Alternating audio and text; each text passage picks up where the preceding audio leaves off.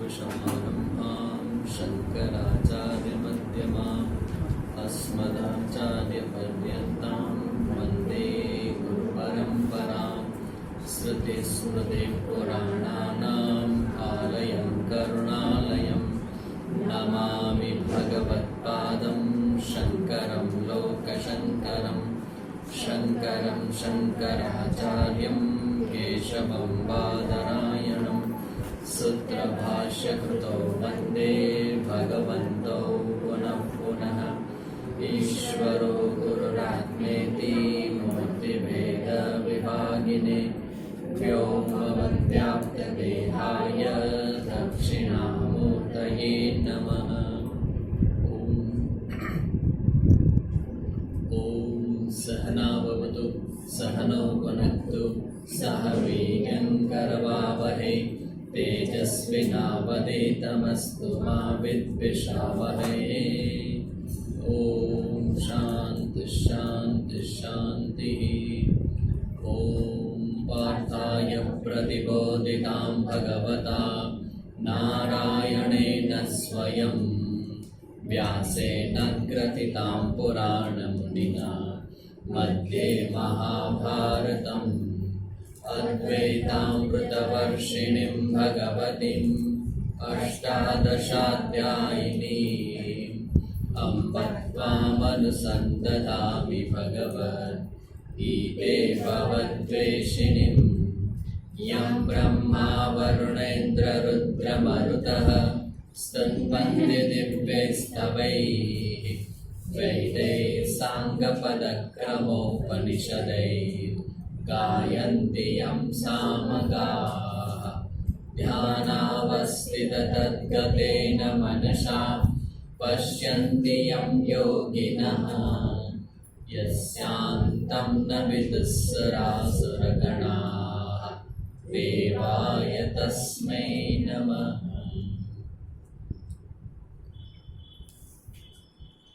ॐ श्री परमात्मने नमः। नवमोऽध्यायः। श्रीभगवानुवाच इदं तु ते गुह्यतमं प्रवक्ष्याम्यनसूयवे ज्ञानं विज्ञानसहितं यज्ञात्वा मोक्षसे शुभात्। राजविद्या राजगुह्यं पवित्रमिदमुत्तमं प्रत्यक्षावगमं धर्म्यं सुसुखं कर्तुमव्ययम्। अश्रद्धधानः पुरुषाः धर्मस्यास्य परन्तप अप्राप्य मां निवर्तन्ते मृत्युसंसारवर्त्मनि। मया ततमिदं सर्वं जगदव्यक्तमूर्तिना मत्स्थानि सर्वभूतानि न चाहं तेष्वस्थितः न च मस्तानि भूतानि। पश्य मे योगमैश्वरम् भूतभृन्न च भूतस्थः ममात्मा भूतभावनः। यथाकाशस्थितो नित्यं वायुः सर्वत्र गोमहान् तथा सर्वाणि भूतानि मस्तानीत्युपधारय। सर्वभूतानि कौन्तेय प्रकृतिं यान्ति मामिकां। कल्पक्षये पुनस्तानि कल्पादो विसृजाम्यहम्। प्रकृतिं स्वामवष्टभ्य विसृजामि पुनः पुनः। भूतग्राममिमं कृष्णम् अवशं प्रकृतेर्वशात् न च मां तानि कर्माणि निबध्नन्ति धनञ्जय। उदासीनवदासीनम् असक्तं तेषु कर्मसु मय्याध्यक्षेण प्रकृतिः सूयते सचराचरम्। हेतुनानेन कौन्तेय जगद्विपरिवर्तते अवजानन्ति मां मूढाः मानुषीं तनुमाश्रितं परं भावमजानन्तः मम भूतमहेश्वरं। मोगाशामोगकर्माणः मोगज्ञानाविचेतसः राक्षसीमासुरीं चैव प्रकृतिं मोहिनिसृताः। महात्मनस्तु मां पार्थ देवीं प्रकृतिमाश्रिताः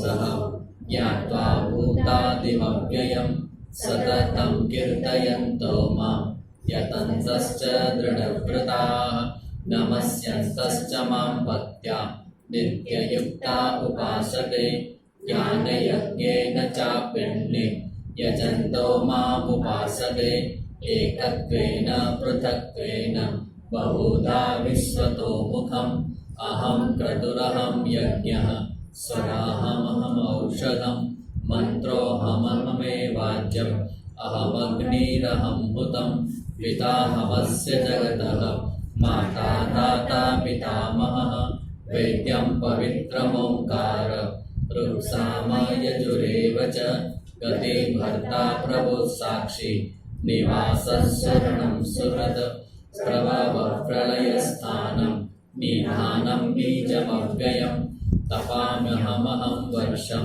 निगृह्णामि सृजामि च अमृतं चैव मृत्युश्च सदसच्चाहमर्जुनं त्रैविद्या मां सोमपाः भूतपापा यज्ञैरिष्टा स्वर्गतिं प्रार्थयन्ते ते पुण्यमासाद्य सुरेन्द्रलोकम् अश्नन्ति दिव्यान् दिवि देवभोगान् ते तं भुक्त्वा स्वर्गलोकं विशालं क्षीणे पुण्ये मर्त्यलोकं विशन्ति एवं त्रयी धर्ममनुप्रपन्नाः गतागतं कामकामा लभन्ते अनन्याश्चिन्तयन्तो मां ये जना पर्युपासते तेषां नित्याभियुक्तानां योगक्षेमं वहाम्यहम् येऽप्यन्यदेवता भक्ताः यजन्ते श्रद्धयान्विताः तेऽपि मामेव कौन्तेय यजन्त्य विधिपूर्वकम् अहं हि सर्वयज्ञानं भोक्ता च प्रभुरेव च न तु मामभिजानन्ति तत्त्वेनातश्च द्वन्ति ते यान्ति देवव्रता देवान् पितॄन् यान्ति पितृव्रताः भूतानि यान्ति भूतेज्याः यान्ति मद्याजिनोऽपि मां पत्रं पुष्पं फलं तोयं यो मे भक्त्या प्रयच्छति तदहं भक्त्युपहृतम् अश्नामि प्रयतात्मनः यत्करोषि यदश्नासि यज्जुहोषि ददासि यत्तपस्यसि कौन्तेय तत्कुरुष्व मदर्पणम् शुभाशुभफलैरेव मोक्षसे कर्मबन्धनैः सन्न्यासयोगयुक्तात्मा विमुक्तो मामुपैष्यसि समोऽहं सर्वभूतेषु न मे द्वेषोऽस्ति न प्रियः ये भजन्ति तु मां भक्त्या मयि ते तेषु चाप्यहम् अपि चेत्सु दुराचारो भजते मामनन्यभाक् साधुरेव समन्तव्यः सम्यक् व्यवसितो हि सः क्षिप्रं भवति धर्मात्मा सस्वच्छान्तिं निगच्छति कौन्तेय प्रतिजानीहि न मे भक्तः प्रणश्यति मामि पार्थव्यपाश्रित्य येऽपि स्युः पापयोनयः स्त्रियो वैश्यास्तथा शूद्राः तेऽपि यान्ति परां गतिं किं पुनर्ब्राह्मणा पुण्याः भक्ता राजर्षयस्तथा अनित्यमशुकं लोकम् इमं प्राप्य भजस्व मां मन्मना भव मद्भक्तो मद्याजी मां नमस्कुरु मामे वैश्यसि युक्तेव आत्मानं मत्परायणः।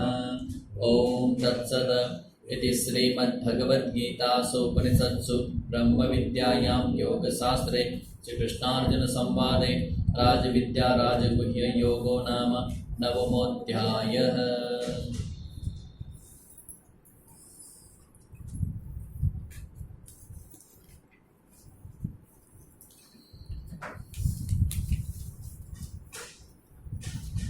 तो આપણે આપણા ભગવદ્ ગીતા જ્ઞાન યજ્ઞના મધ્ય બિંદુ પર આવી પહોંચ્યા છીએ। 18 અધ્યાયમાંથી આ 9મો અધ્યાય છે। 9મો અધ્યાય પૂરો થાય એટલે આપણે 50%ની યાત્રા આપણે પૂરી કરી છે। એના બધાને છેલ્લે અભિનંદન આપવામાં આવશે કે 9 અધ્યાય સુધી બધા ટકી ગયા। તો 9મો અધ્યાય એ ખૂબ સરસ મજાના મુદ્દાઓ અને શ્લોક ભગવાન સરસ મજાના એવા બધા બોલ્યા છે આમાં જે કન્ટેસ્ટ કરવા જેવા છે.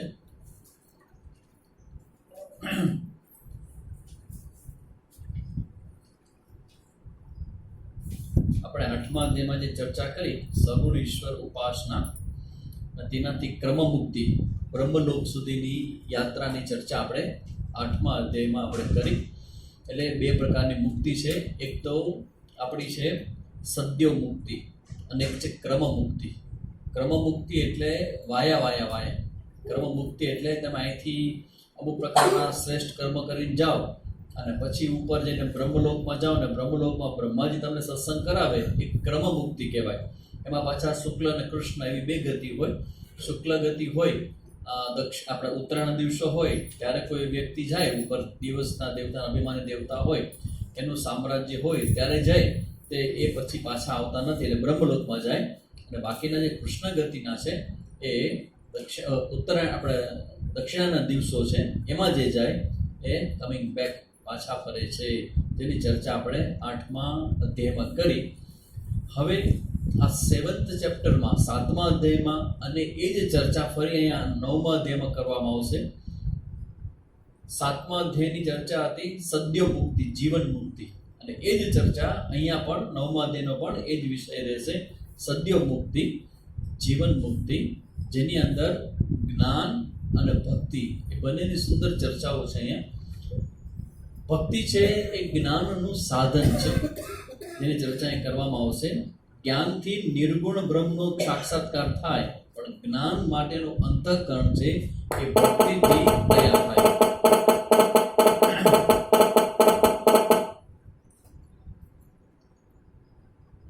ભક્તિથી જ્ઞાન માટેનું અંતઃકરણ છે તૈયાર થાય. 7મા અધ્યાયમાં કદાચ આપને ખબર હોય તો આપણે બે પ્રકૃતિની વાત કરી હતી. કોઈને યાદ હોય તો 7મા અધ્યાયમાં આપણે બે પ્રકૃતિની વાત કરી હતી, પરા અને અપરા. પરા એટલે જ્ઞાનમ ચૈતન્ય અને અપરા એટલે જડ પ્રકૃતિ. તો પરા પ્રકૃતિ એટલે જ્ઞાનમ, અને જ્ઞાનમ એ ચૈતન્યનું જે જ્ઞાન થાય એનાથી જીવન મુક્તિ. જીવન મુક્તિ એટલે શરીર હોય ત્યારે જ મુક્તિનો અનુભવ. આ સમજવા જેવું છે. મુક્તિ કોઈ એમ કે ભાઈ તમારું શરીર પડે ને પછી તમને ઉપર લઈ જાય ને પછી તમારું મોક્ષ થાય ને એ બધું તો શ્રદ્ધા શ્રદ્ધા રાખવી પડે આપણે. પણ જીવન મુક્તિ એટલે શું? તમે જીવતા હો, તમારા શ્વાસ ચાલતા હોય, તમે વ્યવહાર કરતા હો અને છતાં પણ તમારા જીવનમાં તમને શાંતિનો અનુભવ એવો થાય એમ લાગે કે આ શાંતિ ક્યારે ખલાસ જ નહીં થાય.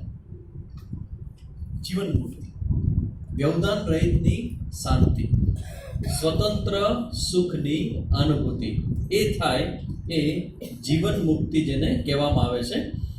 તો હવે આપણે 9મા અધ્યાયમાં આ નિર્ગુણ ઈશ્વરનું જ્ઞાન છે એની પર ચર્ચા આવશે, અને હારે ભક્તિની ચર્ચા હોય જ. તો આ અધ્યાયમાં એક તમે શ્લોક વાઇઝ જોઈએ કે આ ચેપ્ટરમાં કયા શ્લોકમાં શું શું આવેલું છે. તો સૌથી પહેલા 1 થી 3 શ્લોક છે ઇન્ટ્રોડક્શન માટેના છે. પહેલા જે 3 શ્લોક છે તેમાં ભગવાન છે એ આ અધ્યાયનો ઇન્ટ્રોડક્શન આપે છે કે હું તને અહીંયા અમુક પ્રકારનું વિજ્ઞાન સહિત જ્ઞાન તને કહેવાનો છું. યજ જ્ઞાત્વા મોક્ષશે અશુભાત. જ્ઞાનથી શું મળે? નોકરી ન મળે, જ્ઞાનથી પૈસો ન મળે, જ્ઞાનથી એક જ વસ્તુ મળે. શું મળે? મુક્તિ, મુક્તિ, શાંતિ. જ્ઞાનથી એક જ વસ્તુ મળે અને જેને કહેવામાં આવે છે અનલિમિટેડ આનંદ. જરા જોજો હારે તમારા જીવનમાં આ અનલિમિટેડ આનંદ છે કે નહીં, કે મિસિંગ છે. અનલિમિટેડ આનંદ એટલે 24/7 ઓલવેઝ બી હેપી. મौज में रहो. हमारे स्वामी जी तो संस्था नाम જ રાખ્યું છે मौज में रहो. मौज मार लो. हमारा अनुभवानंद जी चिन्मय मिशनના हमारे एक स्वामी जी બહુ સરસ કહેતા હતા, गुरु शरणानंद जी, अरे मौज मार लो क्या है, जिंदगी तो मौज मारने के लिए.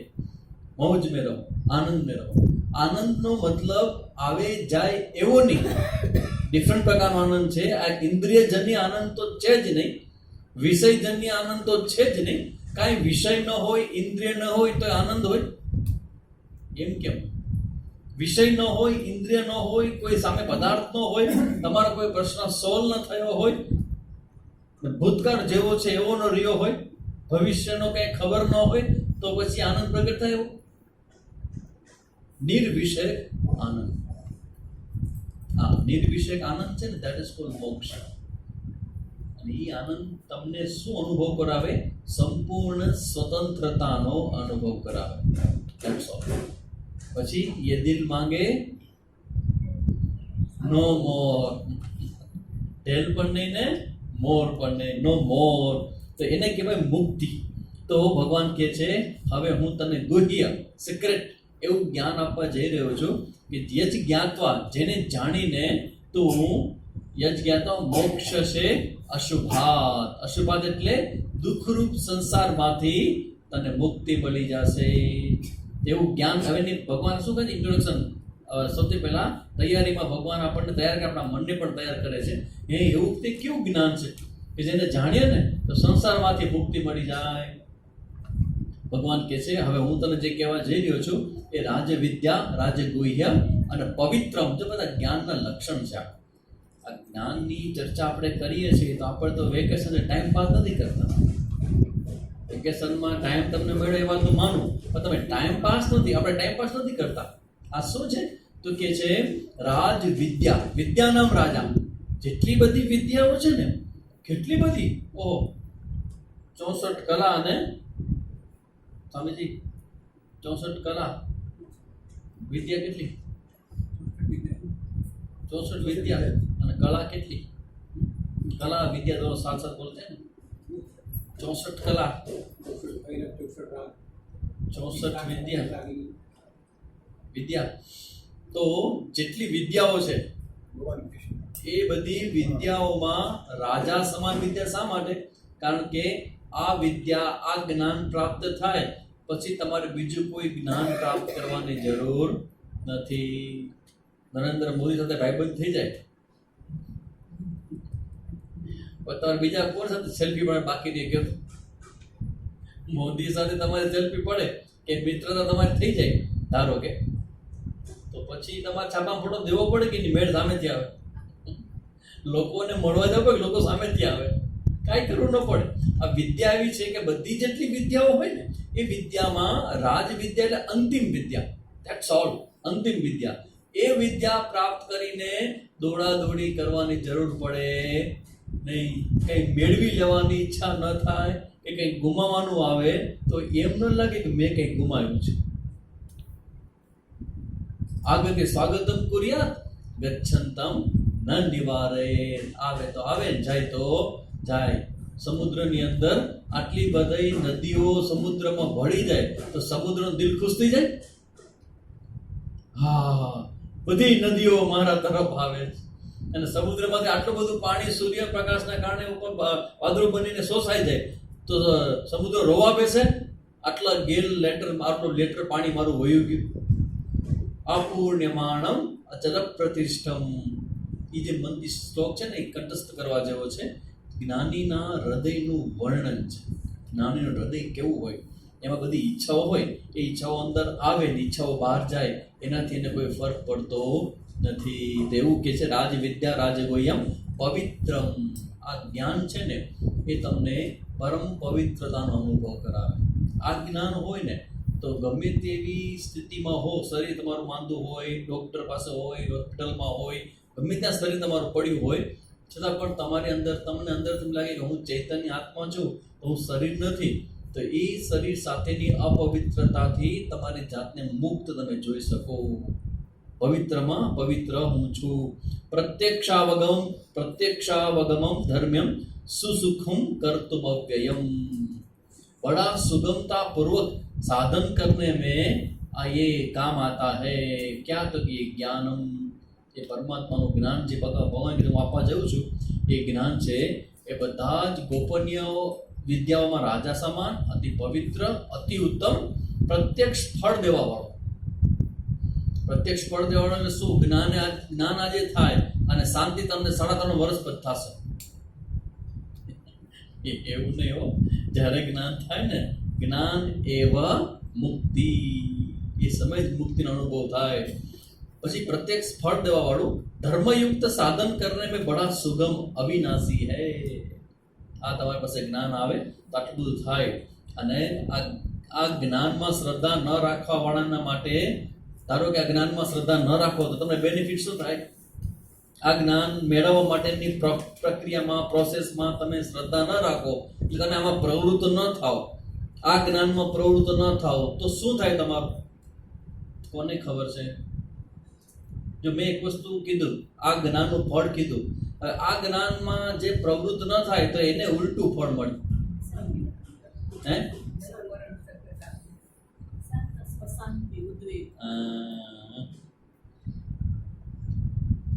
જ્ઞાનમાં રસ ન ધરાવો તો સમજાઈ જાય કે અશાંતિ ને ઉદ્વેગ છે એ તમને હજી તમારા કપાળમાં લખાયેલું છે, દૂર નહીં થાય. પાકું, પરફેક્ટ, પાકું છે. કારણ કે આ જ્ઞાનમાં પછી ભક્તિ પણ આવી ગઈ.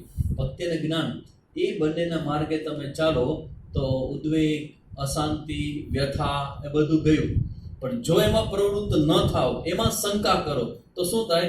ભગવાન કહે છે, હે પરંતપ, હે અર્જુન, અસ્ય ધર્મસ્ય અસ્તદાનાહ પુરુષાહ. આ ઉપરયુક્ત જે ધર્મમાં જે મેં વાત કરું છું, જ્ઞાનની ચર્ચા જે કરો છો, એમાં શ્રદ્ધા રહિત પુરુષ, એમાં જો કોઈ શ્રદ્ધા ન વ્યક્ત કરે, શ્રદ્ધા ન રાખે, અને મામ અપ્રાપ્ય, તો પછી મને પ્રાપ્ત કરતો નથી. તો કોને પ્રાપ્ત થાય છે? મૃત્યુ સંસાર વર્તમાની નિવર્તંતે. નિવર્તન એટલે ફર્યા કરે છે. ક્યાં ફર્યા કરે છે? ચક્કર ચક્કર ચક્કર ચક્કર ચક્કર. શેમાં ફરે છે? મૃત્યુ સંસાર વર્તમાની, મૃત્યુરૂપ સંસાર ચક્રમાં ફર્યા કરે છે. એમાં કોઈ વાંધો છે? સંસાર ચક્ર ના વાંધો જ ન, જો વાંધો ન હોય તો પછી હવે આવા તડકાની અંદર આવું ને જાવું ને બધું બેસવું ને એનો કોઈ બહુ મોટો ફાયદો નથી. એ કારણ કે તમને ડોક્ટર હોય એ રોગ દૂર કરવા માટે ડોક્ટરી તૈયાર બતાવે, પણ સામે જિજ્ઞાસા આપણી હોવી જોઈએ ને કે સાહેબ કોઈ પણ ગમે તેવી દવા દેજો, ગમે તે કરો, પણ હવે રોગ ન કપે. થાય કહું છું, રોગથી કંટાળો છે, હવે રોગ ન કપે. ક્યાં સુધી મારે રોવાનું છે? આમ ને આમ કંઈક કરો, જે કરો એ કરો, જે થાય નહીં કે તમે તમારે. દેટ ઇઝ કોલ્ડ તૈયારી. તૈયારી એટલે છે ને, વ્યક્તિને જ્યારે સમજાય કે સંસારની અંદર, સંસારના વ્યવહારની અંદર જ્યાં સુધી અનુકૂળતાનું ભાન છે ત્યાં સુધી ભગવાન પ્રત્યેની ભક્તિ બહુ દૂરની વાત છે.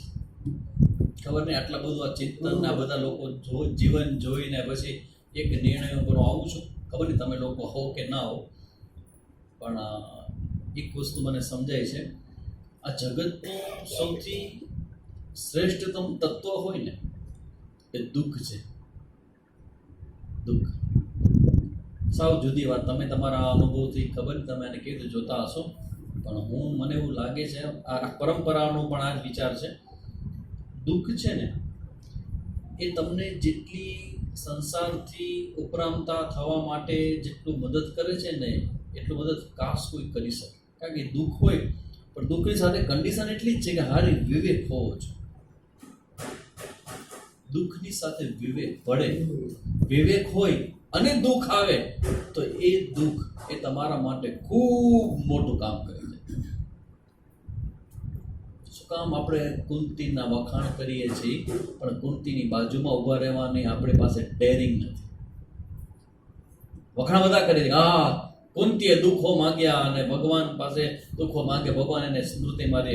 કેટલા લોકો હશે કે જેને કુંતીજીએ પ્રાર્થના ભગવાન પાસે કરી હોય, ભગવાન તું મને દુઃખ દે જેથી કરીને તું મારી નજીક વધારો હો ને એનો મને અહેસાસ થાય. તાકાત છે કોઈની આવી દુઃખો માંગવાની?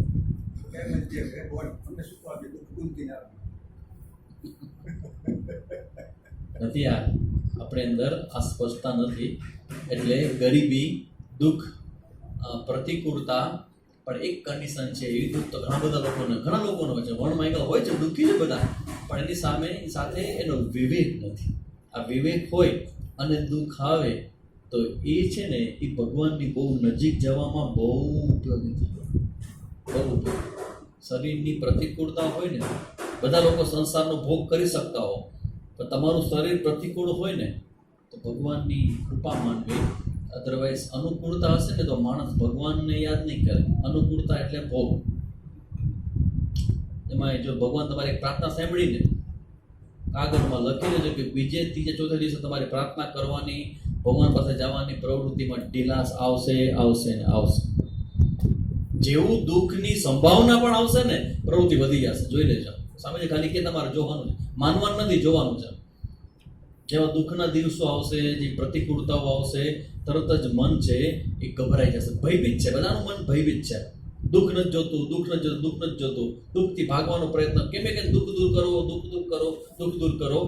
પણ આ મૃત્યુ સંસાર વર્તમાની જે છે એમાં જો ભગવાન પ્રત્યેની ભક્તિ બરાબર થાય તો એ અત્યારે પાકી કરી શકો. અને એ પાકી થઈને તો દુઃખ આવશે ને તો શોભામાં અભિવૃદ્ધિ થશે. તમે કુંતીએ જે દુઃખ માંગ્યા હતા, ધારો કેમ કહીએ એસી ચાલુ હોય તમારા રૂમ બિલ્ડિંગનો અને બારી બાણા બંધ કરીને એસી ચાલુ કરીને તમે ધ્યાન કરશો. આ તમને બેસેજ મગજનો બેસેજ આમાંને કહ્યું, તમે બારી બાણા બંધ કરી એસી ચાલુ કરીને તમે ધ્યાન કરશો એસીમાં. અનુકૂળતામાં ભગવાનની ભક્તિ છે ને એની ક્વોલિટી બહુ ડાઉનમાં થઈ છે, બહુ ડાઉન. એટલે ભગવાનને પ્રાર્થના કરી કે ભગવાન તું પ્રતિકૂળતા આપ, પણ એક જ કન્ડિશન સાથે કે પ્રતિકૂળતામાં તારા પ્રત્યેની મારી નિષ્ઠા છે એ વધુ મજબૂત થાય. અને મોટા ભાગને એમાં હારી જાય. लोग उसमें भी हार जाते. भगवान को देते गालियां, ये क्या भगवान, इतनी भक्ति क्या दिया, क्या दिया उन्होंने, આટલું આટલું સેવા કરી, આટલું કર્યું, ભગવાન અંતે આપ્યું મને એમ કહીને ભગવાનને પોટલો કરી કુવા में डाल के आते. हाँ ऐसा हुआ, बनी हुई घटना है. ભગવાનના એક ભક્ત હતા ને એના જીવનમાં કંઈક ઘટના એવી ઘટી અને हमारे स्वामी जी के पास आते थे मिलने के लिए. तो स्वामी जी ने पूछा कि कैसे हैं महाराज जी, मंदिर के पुजारी, शिव मंदिर के पुजारी, 40 साल से भगवान की सेवा कर, 40 years. ભગવાનને સ્વામીજી પૂછે કેમ છો બાપુ, મહારાજ મજામાં? કોઈ હતું નહીં એટલે મહારાજે પોગ મૂકી, ડુસકે રોગ મેં. સ્વામીજી કે શું થયું? સ્વામીજી કહું કોઈ પુરુષ રોવે એટલે તમને આવા કેટલું ઓઢ લાગે, પુરુષ રડે એટલે એમ લાગે જ નહીં કે પુરુષ રડે કેવી રીતે, એવું રડે. સ્વામીજી કે શું થયું? તો કે અરે સ્વામીજી 40 વર્ષ મહાદેવની સેવા કરી. સ્વામીજી કે બહુ સારું કહેવાય. 40 વર્ષ શું થયું? તો કે મારા ઘરવાળાને સામે ભગવાન લઈ લીધા આ ઉંમરમાં. આ ઉંમરમાં એટલે अभी मेरी उम्र सिर्फ 60-65 साल की है. तो धर्मपत्नी को ले लिया भगवान ऊपर લીધા. સ્વામીજી કહો અરે રે और भारी दुख થયો, આ તો બહુ ખોટું કહેવાય, આ તો બહુ ખોટું કહેવાય. સ્વામીજી પૂછે કે પૂજા ચાલુ છે? શું પૂજા આવી? કપડામાં વીંટી મહાદેવ ને કુમ નાખે એવું. આ રિયલ બનેલી ઘટના, કુમ નાખે એવું ભગવાન.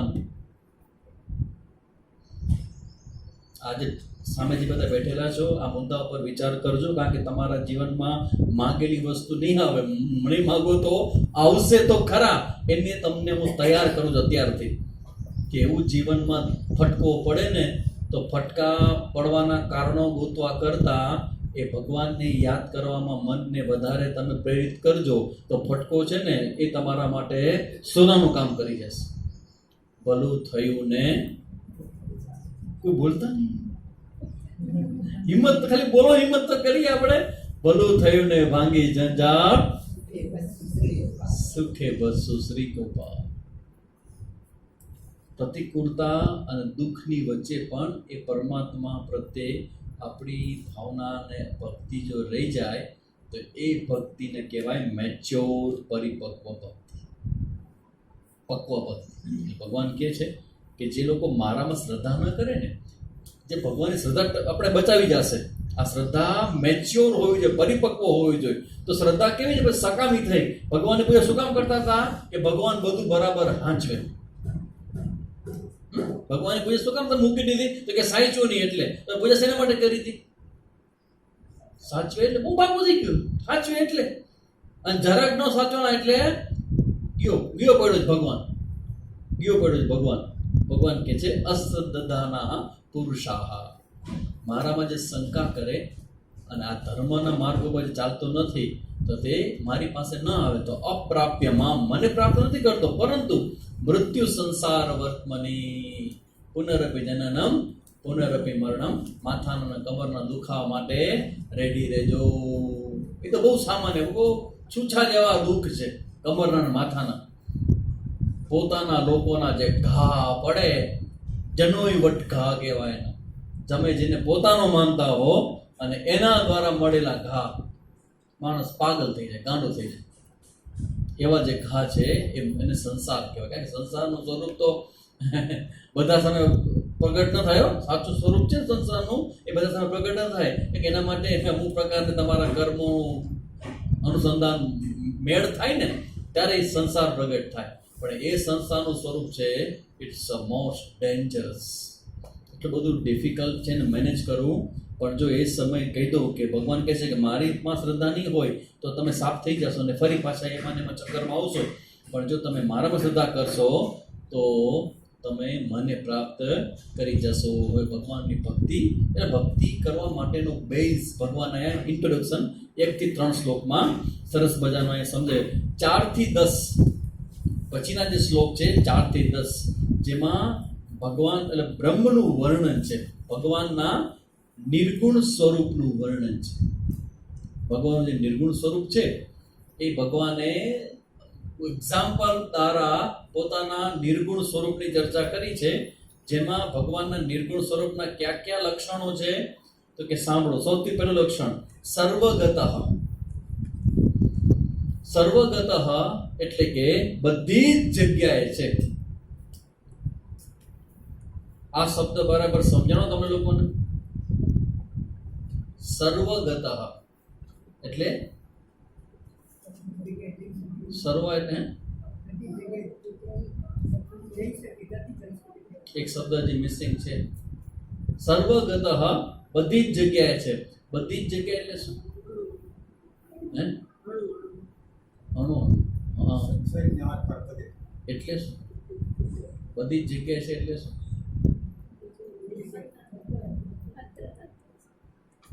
ચલો તમારું કેટલું હાલે છે મને ખ્યાલ, ટેસ્ટ કરો છો.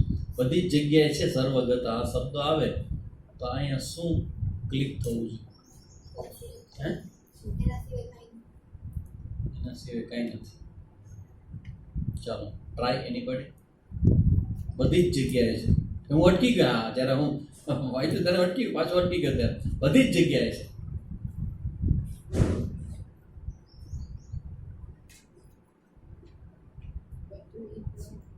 બધી જ જગ્યાએ છે. બધું ઈચ્છા તોય શું?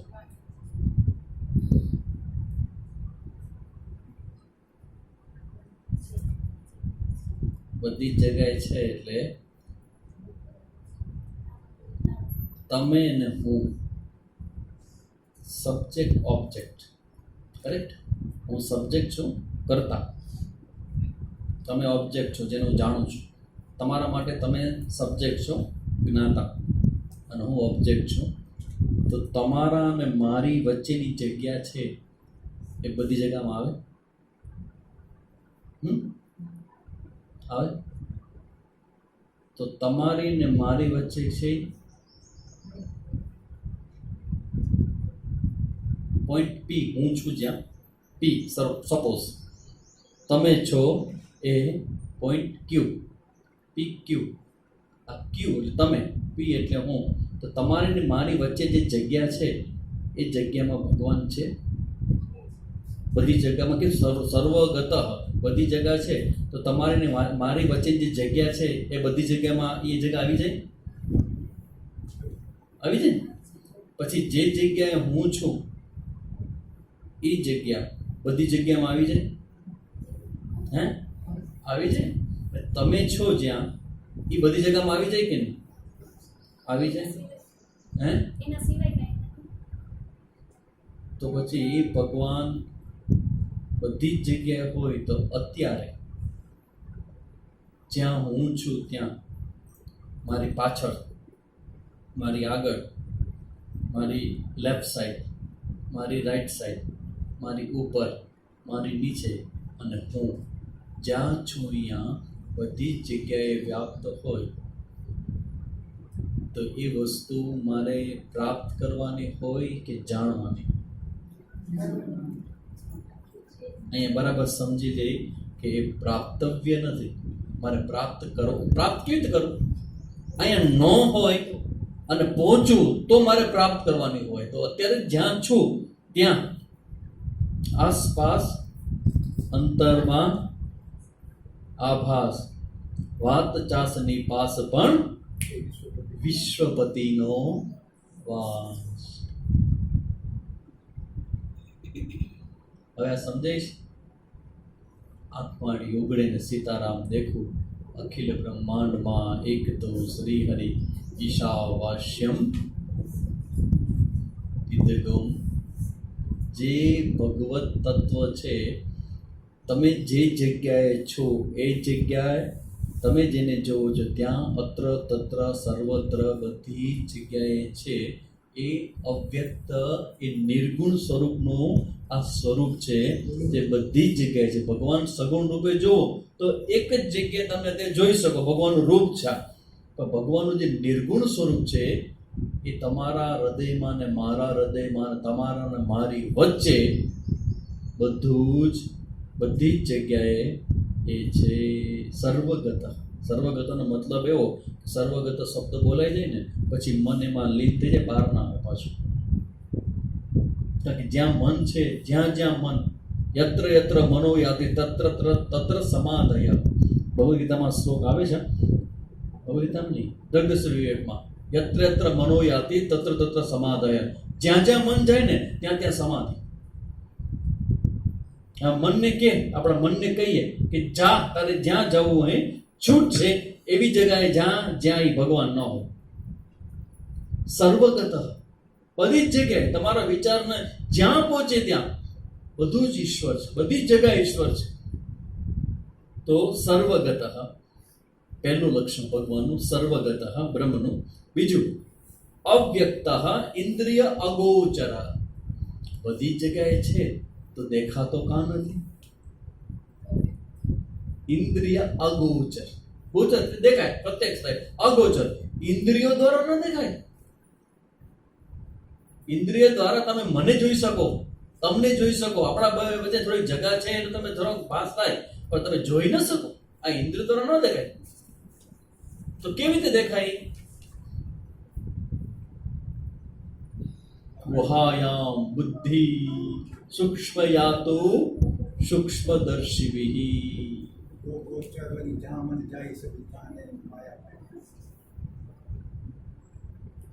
આ એક શબ્દ છે ને સર્વગત, એ સમાધિ માટે ઇનફ છે. આ શબ્દ સમજાય ને એ પછી મન ઉઠે નહીં. કારણ કે જ્યાં જાય ઈચ્છે, જ્યાં જાય ઈચ્છે તો મન ક્યાં જાય? પછી મન શાંત થઈ જાય. પડ્યું બધું ઈશ્વર છે, બધું ઈશ્વર છે, બધી જગ્યાએ ઈશ્વર છે. આ દર્શન છે, પણ એ દર્શન ઇન્દ્રિયથી નહીં, પણ કેવી રીતે? અવ્યક્ત ઇન્દ્રિય અગોચર. પછી ત્રીજું લક્ષણ ઈશ્વરનું, આ બ્રહ્મનું, આ 9મા અધ્યાયમાં શું છે? મિથ્યા જગતનું અધિષ્ઠાન. ભગવાન પોતે કહે છે આ જે જગત દેખાય છે ને એ જગતનું અધિષ્ઠાન એ હું છું. જગત સત્ય નથી, પણ મિથ્યા જગતનું અધિષ્ઠાન હું છું. મિથ્યા જગત એટલે શું? જગત દેખાય. મિથ્યા જગત એટલે જગત વૈચારિક લેવલ ઉપર છે. વૈચારિક વિચાર માત્ર છે. આ તમે બધા બેઠા છો, હું બોલું છું, તમે જુઓ છો, આપણું ઇન્દ્રિયજન્ય અનુભવાતો આ જગત છે. એ જગત આપણે સત્ય જેવું લાગે, પણ વાસ્તવમાં એ વૈચારિક જગત છે. વૈચારિક એટલે વિચારમાં અવેલેબલ છે. વૈચારિક જગત એટલે મિથ્યા જગત છે, સત્ય નથી. તમે એને પકડવા જાઓ ને તો પકડાય નહીં. શું કામ ન પકડાય? કારણ કે જગત પ્રત્યેક ક્ષણે બદલી જાય છે. જગત પ્રત્યેક ક્ષણે બદલી જાય છે. અને આપણે બધા શેમાં પડ્યા છે? બદલતા જગતમાંથી અનુકૂળ વ્યક્તિ ને પરિસ્થિતિને પકડવા બેઠા છે.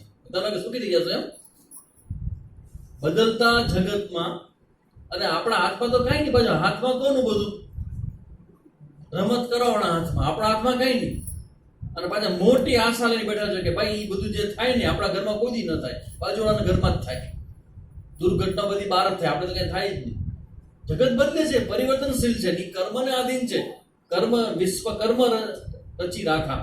આખું વિશ્વ છે કર્મથી આધીન છે. કોનું કર્મ ક્યારે કેવું ફળ છે કઈ ખબર નથી.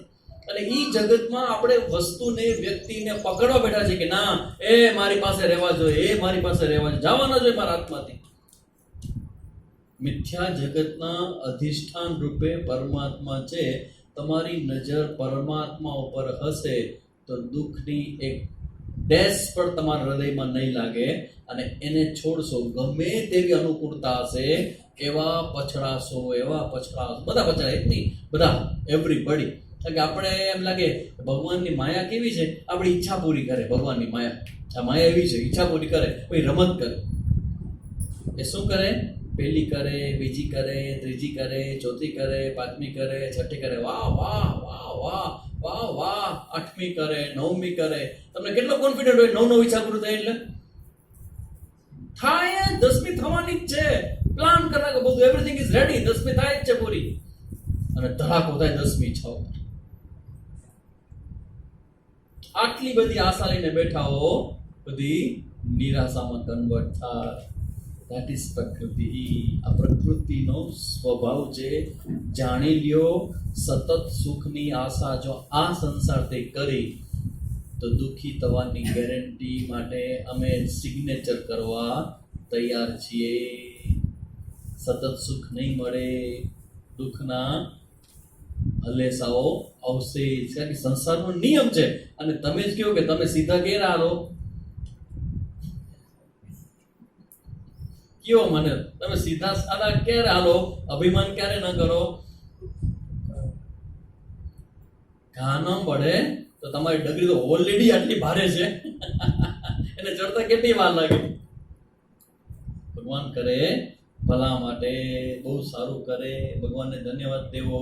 એટલે ભગવાન કે છે આ તમને જે જગત દેખાય ને એ જગત સત્ય નથી, પણ એનું અધિષ્ઠાન છે ને એ સત્ય છે.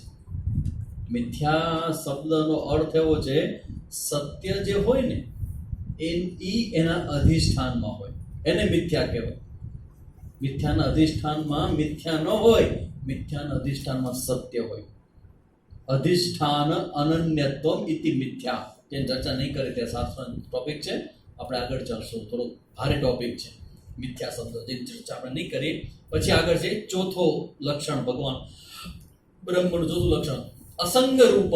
આકાશની જેમ ભગવાન છે અસંગ, સંગ ન થાય, બધું જ ભગવાન દ્વારા થાય, પણ ભગવાનની ક્યાંય સ્પર્શ ન થાય. ભગવાન કે સૂર્ય રૂપે હું પ્રકાશ કરું છું, એ પ્રકાશમાં પાપ પુણ્ય થાય, એનો સ્પર્શ મને થતો નથી. આ બધું જ કરું છું છતાં મારી અંદર કર્તૃત્વનો ભાવ નથી. અસ્પર્શ યોગો વૈ નામ. આકાશમાં વાદળો આમથી આમ થાય, આકાશને શું થાય? તમે આ ક્લાસમાં કેટલા વાગે અહીંયા આવ્યા? 3:15, 3:30, 3:30, 3:15. એ પેલા ક્યાં હતા? કહી શકાય એવું ઘરે? વાહ. પછી અહીંયા આવ્યા, પછી અહીંયાથી શું પ્લાન છે? ઘરે જવાનું, બરાબર ને? માંથી અહીંયા આવ્યા, અહીંથી માં ગયા. તો આ બધું તમે અહીંથી માંથી થયા કરો છો કે નહીં? કેટલા વખત થયા કરો છો આમને આમ?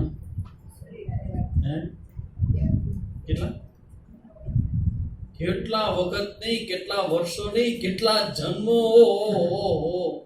જ્યારથી ભગવાનના સમય ને જગત બન્યો ને ત્યારથી હું છું. હું અનાદિ છું ભગવાનની જેમ. અને ભગવાન જેમ હું પરાક્રમ કરું છું, વાંથી વાં. પૈની પેદાશ નહીં અને ઘડીની ઈ કોનું નામ? કેટલા સમજદાર માણસો છો બધા. સતત આમથી આમ થાવ છો, માંથી વાં. આ બધું તમે કરો છો. ઘરે તમે અહીંયા આવો, અહીંથી વાં જાઓ, આકાશ ક્યાં જાય? તમે સુઈ જાઓ તો આકાશ સુઈ જાય? જો આકાશ ને કઈ થાય, તમે ગમે તેટલા અપશબ્દ કયો, ધરાધડી બોલાવો, ગુસ્સે કરો આકાશને, આકાશને શું થાય? કાંઈ ન થાય. ભગવાન કહે છે આ આકાશની જેવો હું અસંગ છું, મને કંઈ સ્પર્શ થતો નથી. આટલા જીવની સૃષ્ટિ છે, આટલા બધા યુદ્ધો થઈ ગયા, પાકિસ્તાન ઉપર લડાઈ થઈ ગઈ, અમેરિકા અને ઈરાનની લડાઈ થઈ ગઈ, પણ ભગવાન કે મારા આકાશમાં કંઈ થતું નથી. હું અસંગ છું. ચોથું લક્ષણ. પાંચમું લક્ષણ, સૃષ્ટિ સ્થિતિ લયનું કારણ હું છું. આ સૃષ્ટિ ઉત્પન્ન થાય, ચાલે અને સમાય જાય. આ બધી જ પ્રોસેસ કે પ્રક્રિયા છે એ મારી માયા શક્તિથી થાય. એટલે કે છે આનું કારણ હું છું. છઠ્ઠો એનો નિયમ, છઠ્ઠો ભગવાન લક્ષણ શું છે? સૂર્યની જેમ સાક્ષી માત્ર, નોટ કરતા ભોગતા. સૂર્યની જેમ માત્ર હું પ્રકાશું છું. કોની જેમ? નાટ્ય દીપ પંચદશીમાં 5મું પ્રકરણ છે, નાટ્ય દીપ પ્રકરણ. એમાં દીપ પ્રકરણમાં એક આવે એક્ઝામ્પલ કે રંગમંચ હોય, નાટકનું પ્લેસ, અને ત્યાં દીવો કરે, મોટો દીવો હોય, બે બાજુ દીવો હોય, અને એમાં ઓલી આવે નર્તકી નૃત્ય કરે, કોઈ વળી માઇક સંભાળે, કોઈ વળી ભજનો ગાય, કોઈ વળી આ કરે. એ શરૂ થાય ને એ હો દેખાડો થાય, તાળીઓ પડે ને ફૂલ ગુચ્છા, once more once more once more once more. એક ભાઈ ગાવા માટે આવ્યા, એટલું બધું વન્સ મોર થયું. માણસ તો માણસ છે ને, એટલા બધા માણસો આમ વન્સ મોર. ઓલો ભાઈ 4 વખત ગયો, 5 છઠ્ઠી વાર 6 टाइम बोला वंस मोर. तो बोलते कब गा नहीं पाऊंगा, जब तक तू सही नहीं गाएगा वंस मोर करना पड़ेगा. सही तो गा, गलत गा रहा है, इसलिए वंस मोर करा रहा है. આવું બધું થાય ને. અમુક એવું હોય કે ઈંડાના ઘા થાય, ટમેટાના ઘા થાય, આવું બધું થાય. પણ એ જે દીપક પ્રકાશ કરનારો જે પ્રકાશ છે એને શું થાય? એને પ્લસ માઇનસ હોય, એનું સન્માન એનું અપમાન શું? કઈ નહીં, માત્ર પ્રકાશવાનું કામ કરે. ભગવાન કે સૂર્યની જેમ હું પણ બધાના કર્મોને પ્રકાશિત કરું છું, પણ એ કર્મથી હું પ્રભાવિત થતો નથી. એટલે હું સાક્ષી માત્ર છું. સાક્ષી એટલે જે જાણનાર છે, કરનાર નથી. કરનાર નથી, જાણનાર છે, એને સાક્ષી કહેવાય.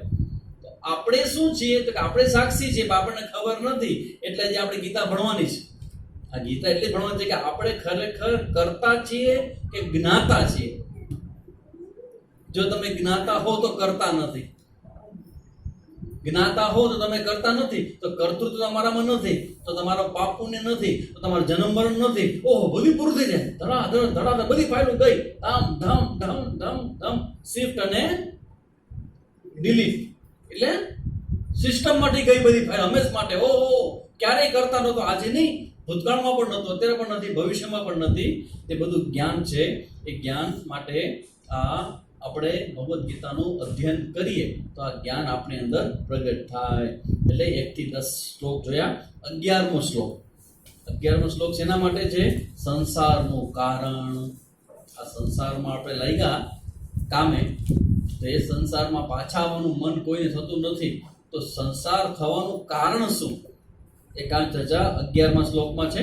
પછી 12 થી 15 શ્લોક ભક્તિ રૂપી સાધનાની ચર્ચા છે.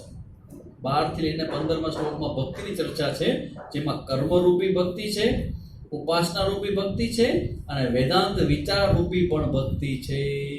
આ બધા ભક્ત છે આપણે બધા. તમે એમ કહો કે ક્લાસ સ્વામીજી હજી વધારે ક્લાસ જોઈએ, હજી વધારે ચિંતન કરવું છે, હજી વધારે અમારે સાંભળવું છે, તો તમે કેવા ભક્ત કહેવાઓ? જિજ્ઞાસુ ભક્ત. ભક્તિનો પ્રકાર છે. તમે અહીંયા બેસો છો એ તમારી ભક્તિ છે. આ ભગવદ્ ગીતાને સાંભળવું એ ભક્તિ છે.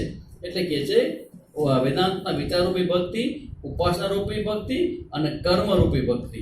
એ છે 12 થી 15મા શ્લોક સુધી. 16 થી 19માં શું છે? 16 થી 19માં ભગવાનના વિવિધ રૂપોનું ભગવાન પોતે વર્ણન કરે છે. હું આ છું, હું આ છું, હું આ છું, હું આ છું. આ રીતે ભગવાન છે એ પોતાના વ્યાપક સ્વરૂપનું અહીંયા ઉદ્ઘાટન કરે છે. 10મા અધ્યાયમાં કહેશે, 11માં તો બહુ કહેશે, પછી ભગવાન બંધ કરી દેશે બધું કહેવાનું. પણ 9માં કહે છે, 10માં કહેશે, અને 11માં પણ કહેશે કે હું આ છું, હું આ છું, હું મનુ છું, ને હું મનુષ્યની અંદર અર્જુન છું, અને પાંડવોમાં અર્જુન છું, ને આવું બધું મહત્વનું વર્ણન છે ભગવાન એ અહીંયા શરૂ કરે છે. 20 થી લઈને 27 સુધીમાં 2 પ્રકારની ભક્તિની ચર્ચા છે. કયા 2 પ્રકારની ભક્તિ? સકામ ભક્તિ અને નિષ્કામ ભક્તિ, જેની ચર્ચા આપણે ઘણા દિવસથી જોઈએ છીએ. સકામ ભક્તિ અને નિષ્કામ ભક્તિ. પછી 28 અને 29માં શું છે? ભગવાનની ભક્તિની ફલશ્રુતિ, કે ભગવાનની ભક્તિ કરો તો તમને શું મળે, જેની ચર્ચા 28 અને 29મા શ્લોકમાં કરશે. અને પછી 30 થી લઈને 34 સુધી આ ભક્તિની ભગવાન ખુલ્લે દિલે પ્રશંસા કરશે. ઓહો ઓહો, ભગવાનને ખબર લાગે એમ કે હારો ભગવાન મીઠો પક્ષપાત છે એના ભક્ત પ્રત્યે. એક બાજુથી એમ કે હું બધામાં સમોહમ સર્વભૂતે છું, મારા માટે બધા સમાન, મારા માટે બધા સરખા. ધીમેથી કહે મારો ભક્ત હોય ને એના માટે મારા હૃદયમાં સ્પેશિયલ જગા છે. ભગવાન હારો પક્ષપાતી ખરો. ભગવાન કહે છે હું પક્ષપાતી નથી, એ તો યો યથા માં પ્રપદ્યન્તે તાંસ તદેવ ભજામ્યહમ. મારો ભક્ત એવી ભક્તિ કરે છે એટલે મારા હૃદયમાં સ્થાન મળે છે. હું પસંદ નથી કરતો મારા ભક્તને, મારો ભક્ત મને પસંદ કરે છે. તો બે હાથમાં વરમાળા છે. આપણા હાથમાં એ વરમાળા છે ને ભગવાનના હાથમાં તો ઓલરેડી છે. તો પેલી વરમાળા ગળામાં નાખવાનો ચાન્સ અને તક અને ફ્રીડમ એ કોને મળે, ભગવાનને કે ભક્તને? એટલા દીદી કહું છું, લગ્ન કરી લ્યો, લગ્ન કરી લ્યો, લગ્ન. મારે કોઈ વાત નથી સાંભળતું. લગ્ન કરી લ્યો, કારણ કે હાથમાં વરમાળા છે અને સામે ઊભો છે ભગવાન. ભગવાનને વરમાળા પહેરાવી દો, પછી શું? ભગવાન શું કરે? ભગવાનને વરમાળા પહેરાવી દો તો ભગવાન શું કરે? ભગવાનને વરમાળા પહેરાવો તો ભગવાન તમને વરમાળા પહેરાવી અને સ્પેશિયલ એના હૃદયના ખૂણામાં તમને એક રૂમ ભાડે આપી 99 વર્ષ માટે પટ્ટા ઉપર. ઓકે, 99 વર્ષ લીઝ ઉપર 99 વર્ષ થાય બીજા લીઝ 99 વર્ષ અનંત સમય માટે ભગવાન સ્પેશિયલ સ્થાન આપે. જો સ્પેશિયલ સ્થાન જે આપે છે ને એ ભક્ત પોતે મેળવે છે. ભગવાનને તો બધું ખુલ્લું જ રાખ્યું છે. મારી પસંદગી કરો કે મારી ચતુરંગી સેનાની પસંદગી કરો. ભગવાનની પસંદગી કરનારા બધા ઓછા કેમ છે? કારણ કે ભગવાન છે ને સ્થૂળ આંખથી દેખાતો નથી, એને જોવા માટે શ્રદ્ધાની આંખ જોઈએ. અને એ કેપેસિટી મોટા ભાગના પાસે નથી હોતી. શ્રદ્ધાવાન લભતે જ્ઞાનમ. જેમ જ્ઞાન માટે શ્રદ્ધા જોઈ એવી જ રીતે આ ભગવાનની પ્રાપ્તિ, ભગવાનની ભક્તિ, એમાં પણ તમારી જે શ્રદ્ધા છે ને એની ક્વોલિટી છે. ક્વોલિટી વાળી શ્રદ્ધા, સામાન્ય શ્રદ્ધા નહીં જે તમારે એક થપટ લાગે અને બધી શ્રદ્ધાનો નશો. માણસને બહુ શ્રદ્ધા દેખાડે, બહુ ભક્તિ કરે, આમ ગાંડા વાંડા થાય. ક્યાં સુધી? હલો, જવાબ દો. ક્યાં સુધી? આપણી સ્ટોરી, બીજા કોઈ આપણી અવર સ્ટોરી. કારણ કે આ બધી સ્ટોરીઓ અમારા સ્વામીજી ગુરુજનો, અમારા મોટા ગુરુજનો એ બધા જોઈને આવે ને ગયા. અને શાસ્ત્રનું આ પ્રમાણ છે કે શ્રદ્ધાનો મતલબ એવો છે કે જે અહંકારને પણ બજારમાં વેચવા દેવા માટે ઊભો હોય. શ્રદ્ધા એટલે શ્રદ્ધા, ધેટ્સ ઓલ. શ્રદ્ધા એટલે શ્રદ્ધા. ખોટો એક સાચો એ સાચા હંમેશા. મારો ભગવાન છે એ જે કરે, હા આવું કર્યું ભગવાન તારી સાથે, એને કર્યું છે ને, ધેટ્સ ઓલ.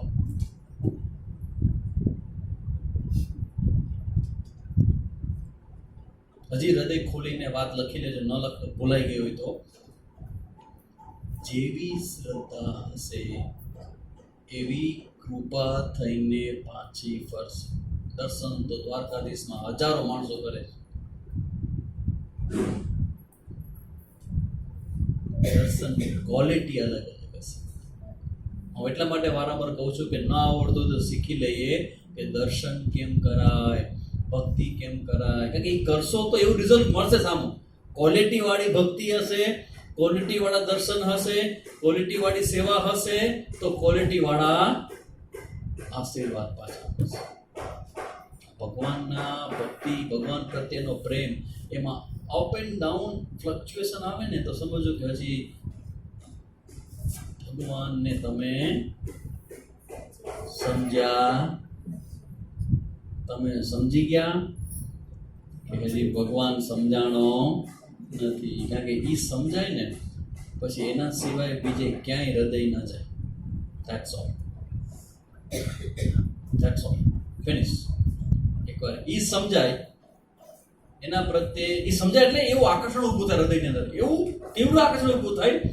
અને એ આકર્ષણ પછી પહેલું ને છેલ્લું હોય, પછી એમાં કોઈને સ્થાન હોય નહીં.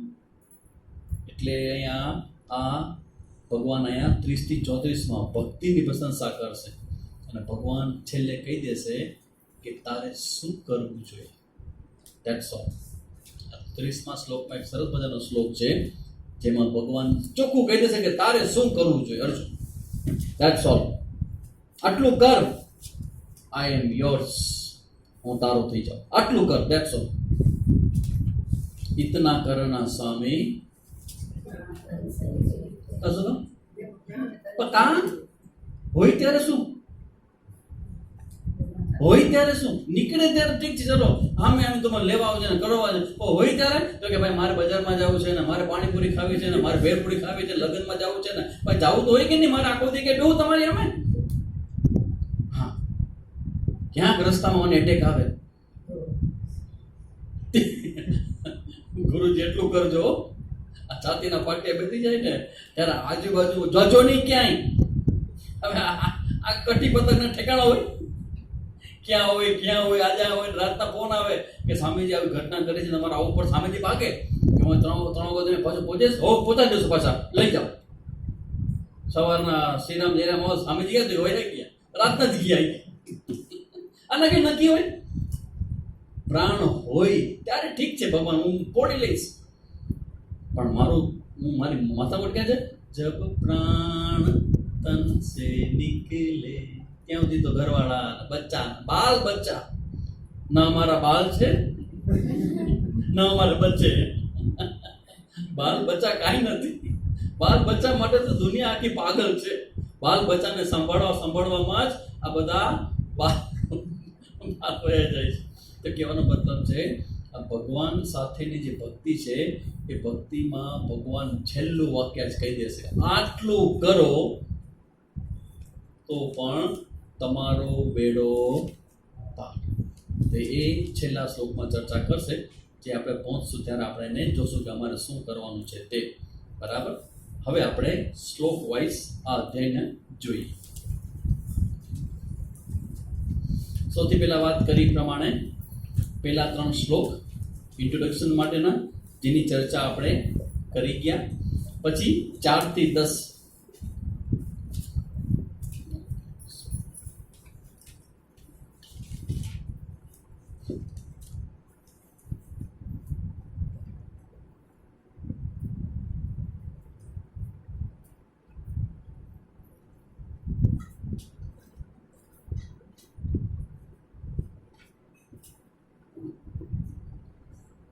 4 થી 10 ભગવાનના સ્વરૂપનું, બ્રહ્મનું વર્ણન છે. અને ભગવાન અહીંયા કે છે મયા તતમિદમ સર્વમ જગદવ્યક્ત મૂર્તિના મત્સ્તાની સર્વભૂતાની ન ચાહમ તેસુ અવસ્થિતઃ ન ચ મસ્તાની ભૂતાની પશ્યમે યોગમેશ્વરમ. ભગવાને કેવો સરસ મજાને કુકરી મારે છે કે આને સમજવા માટે ગુરુ પાસે જવું પડે. ટ્રિકી શ્લોક. એક બાજુ એમ કે હું નિરાકાર સ્વરૂપમાં આ બધું જગત છે ને એ પરિપૂર્ણ છે, અને આ બધા જ ભૂતો, પંચમહાભૂતાત્મક જગત છે એ બધું મારી અંદર છે, પણ હું એનામાં નથી. બરાબર. અને પછી શું કે આ બધું જગત મારામાં નથી, અને મારી ઈશ્વરની યોગ શક્તિનું તું જો આ ભૂતોને ધારણ કરવું, પોષણ કરવું એ બધું મારા આત્મામાં, મારામાં છે, પણ એ ભૂતોમાં હું સ્થિત નથી. સમજી ગયા? આ ભગવાન પોતે કહે છે આ મારી યોગ માયાને તું જો. એટલે જગત મિથ્યાત્વ અને સત્ય ને મિથ્યા, સત્ય મિથ્યા મૈથુની કૃત્ય લોકોયમ ઇતિ વ્યવહાર. સત્ય અને મિથ્યા ભેગા થાય અને લોકનો વ્યવહાર થાય. સત્ય એટલે અધિષ્ઠાન, આધાર. બરાબર ને? કોઈ પણ વસ્તુ હોય તો આ ક્લિપ છે, બરાબર, આ ક્લિપ હાથમાં રાખું, હવે પૂછું આ ક્લિપનો આધાર શું છે? મારો હાથ તમને લાગે, બરાબર? એક મારો હાથ આધાર છે. હવે થોડું સૂક્ષ્મ, જો તમને એક્ઝેક્ટલી બતાવું કે સ્થૂળ અને સૂક્ષ્મ બુદ્ધિમાં કેટલો ફરક છે. મેં એમ કહ્યું આ ક્લિપનો આધાર શું છે? તમે કહો હાથ, દેખાય છે કે હાથના આધારે ક્લિપ છે, પણ ક્લિપનો આધાર માત્ર હાથ નથી. ક્લિપનો આધાર આ પ્લાસ્ટિક છે. પ્લાસ્ટિક ન હોય તો ક્લિપ રહે નહીં. તો પ્લાસ્ટિક છે ને એ અધિષ્ઠાન છે, અને દેખાતી ક્લિપ છે ને એ નામ રૂપાત્મક જગત છે. તો ભગવાન કહે છે કે આ જગત છે એ બધું તમને દેખાય છે, પણ સત્યરૂપી અધિષ્ઠાનને કારણે છે. અને એ આધારે પછી સ્વપ્ન જગતનું એક્ઝામ્પલ આપી અને એ સત્યને આપણે જોશું જ્યારે પણ આ શ્લોકને ઊંડાણથી જોવાનો વારો આવશે. કારણ કે અત્યારના આ સમયે આપણે આખો અધ્યાય સમજવાનો હોવાને કારણે આ ટેકનિકલ ડિસ્કશન છે સત્ય મિથ્યાની, એ ભગવાન સમજાવી ગયા છે. પણ એ સમજવા માટે આપણી પાસે સમયની અનુકૂળતા ન હોવાને કારણે બાજુમાં મૂકીએ છીએ. અને જ્યારે પણ અનુકૂળતા આવશે ત્યારે આ સત્યને આપણે સમજશું કે જગત મારી અંદર છે, હું જગતની અંદર નથી. એટલે જગતનો આધાર હું છું, મારો આધાર જગત નથી. આ કોના જેવું છે ખબર છે? આજે ભગવાન સમજાવે છે ને, એક્ઝામ્પલ તમને આપો ને, જસ્ટ એક જ એક્ઝામ્પલ. સપનું તમને આવે, બરાબર? અને તમે અહીંયા બેઠા હો, હું પ્રવચન કરતો હો, તમે સાંભળતા હો, આવું સપનું તમને આવે તો તમે ક્યાં છો? સપનાની અંદર છો કે સપનાની બહાર?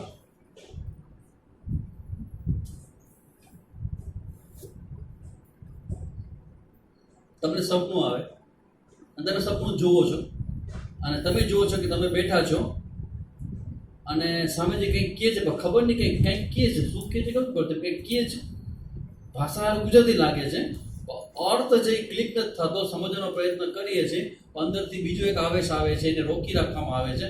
આવું બધું ગડમથલ હાલે છે સપનામાં. તો તમે ક્યાં છો? સપનામાં છો કે સપનાની બહાર છો? આ બધું જગત મારામાં છે, હું એનામાં નથી. કારણ કે સપનું છે, કરેક્ટ? સપનું કોની અંદર છે? તમારી અંદર. છતાં પણ શું એ સપનામાં તમે છો? કલ્પના છે, એ ક્યાં વાસ્તવિકતા છે? કલ્પના માત્ર છે. એવી ચર્ચા આ બે શ્લોકમાં કરે છે. જ્યારે આપણે સમય મળશે ત્યારે આપણે જોશું. પછી એક ભગવાનનું સ્વરૂપ આપણે જોયું તો યથા કાશ સ્થિતો વાયુ સર્વત્ર ગોમહાન. ભગવાનનું સર્વગત અને ભગવાનનું અસંગ સ્વરૂપ છે, જેની ચર્ચા અહીંયા 6થા શ્લોકમાં કરવામાં આવે છે. સર્વભૂતાની કૌંતેય યાંતિ મામિકામ કલ્પક્ષય પુનસ્તાની કલ્પાદો વિસજામ્યહમ. હે અર્જુન, કલ્પના અંતમાં બધા જ ભૂત છે, બધા જ પંચમહાભૂત છે, એ મારી પ્રકૃતિને પ્રાપ્ત થાય એટલે મારી માયામાં ફરી સમાઈ જાય, અને માયાનો પ્રલય થાય અને મારામાં બધું સમાઈ જાય, અને કલ્પાદો અને ફરી સમય નવો આવે ત્યારે મેં ઉनको ફિર સે રચતા હું. આ રીતે પ્રકૃતિની ચર્ચા કરવામાં આવી અહીંયા. પછી આગળ अपनी प्रकृति को अंगीकार करके स्वभाव के बल से परतंत्र हुए संपूर्ण भूत समुदाय को बार बार कर्म रचता हूँ. આ જગતને હું રચના કરું છું. જ્યારે તમારા મારા જીવરૂપી કર્મો પાકે ત્યારે ફરીથી ભગવાન શું કરે? સંકલ્પ કરે. સૌથી પહેલો સંકલ્પ ભગવાન શું કરે? એકોહમ ભવિષ્યામિ પ્રજાયે યેતિ. હું એકમાંથી અનેક થાવ. જેમ સપનામાં તમે એકમાંથી અનેક થાવ છો ને, છતાં પણ તમે એક કરી જાઓ છો કે તમે વત્તા સપનામાં તમારા 10 મિત્રો, તમે કેટલા થયા? તમે વત્તા સપનામાં તમારા 10 મિત્રો કેટલા થયા? એક. તમે વત્તા સપનામાં પંખા, ટ્યુબલાઇટ, લાઇટ અને પાથરણું કેટલા થયું? એકોહમ ભવિષ્યામી. ઘણા બધા થાવ છતાં રહું છું એકનો. સબકા માલિક એક રહી જાય. ભગવાન કે જ્યારે બધાના કર્મો પાકે ત્યારે ફરીથી એ બધાને મારી માયાને પ્રકૃતિ વશ, આ પ્રકૃતિને મારી વશ કરી અને ફરીથી બધાને જન્મ આપું છું. ન ચમામ તાની કર્મણ નિબદ્ધ નથી ધનંજયા. આવું કરવાથી મને ક્યારેય બંધન થતો નથી, કારણ કે હું વાસ્તવમાં સાચો કરતા બનતો નથી. એ ચર્ચા અહીંયા કરી અને એ રીતે અહીંયા 10મા શ્લોકની અંદર હે અર્જુન मुझ अधिष्ठाता के सकाश से प्रकृति चराचर सहित सर्व जगत को रचती है, इस हेतु से ही ये संसार चक्र घूम रहा है। आ संसार चक्र मारी माया थी फरे छे। अवजानन्ति माम मूढ़ा मानुष्यम तनुमाश्रितम परम भाव अजानंत मम भूत महेश्वरम। मेरे परम भाव को न जानने वाले मूढ़ लोग, कान चमक के अपना आ शब्द थी, मेरे परम भाव को न जानने वाले मूढ़ लोग मनुष्य का शरीर धारण करने वाले मुझ संपूर्ण भूतों के महान ईश्वर को जानते नहीं है। कृष्ण भगवान હતા કે નહીં? કોને ખબર હતી એ સમયે? રેર પર્સનાલિટી એવી હતી કે જેને ખબર હતી કૃષ્ણ ભગવાન છે, તો બાકી બધાને કેમ ખબર ના પડી? ભગવાન બીજે ખબર કેમ ન પડી? હજી નથી પડી, હજી નથી પડી। 5000 વર્ષ થઈ ગયા, હજી શંકામાં છે કે હોય કઈ કૃષ્ણ જેવા કોઈ હશે? આ બધા કૃષ્ણ કૃષ્ણ કરે। હું તો કેટલી વાર વૃંદાવન ને બધે જેવો, મન તો કોઈ દી મળ્યો નથી। કોક કે દ્વારકામાં છે ને કોક કે ડાકોરમાં છે ને બધે જેવો ધક્કા જ ખાધા, ભગવાન તો મળ્યા જ નહીં મને, ધક્કા મૂકી। કોક વળી કે ક્યાં આપણો ઓરિસ્સામાં વાં પુરીમાં, જગન્નાથપુરીમાં, ત્યાં ભગવાન છે, બધે જ એવું ભગવાન ક્યાંય મળ્યો નહીં। પણ ભગવાન કે બેટા તંદડો મળે, ભગવાનને મેળવવા માટે ઘણું બધું જોવું પડે। ભગવાન કે છે આ મારી માયા છે ને એને કારણે એ બધા જીવોની બુદ્ધિને કવર્ડ થવાને કારણે હું ભગવાન છું ને એ ભાવ પણ આવતો નથી। આજે ઘણું બધું રહસ્ય ખોલવાના છો। આપણે ભગવાનને હાર પહેરાવીએ,